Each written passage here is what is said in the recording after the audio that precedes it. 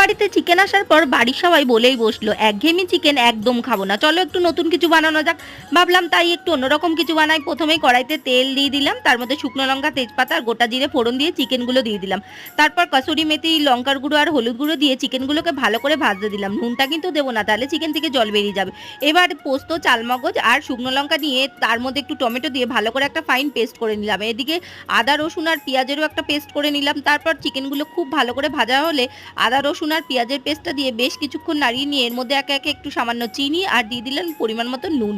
তারপর দিয়ে একটু নাড়িয়ে চাড়িয়ে দিয়ে দিলাম একটু ধনে গুঁড়ো। ধনে গুঁড়োটা দিয়ে আরও বেশ কিছুক্ষণ নাড়িয়ে ভেজে রাখা আলুগুলো দিয়ে আরও কিছুক্ষণ নাড়িয়ে নিলাম।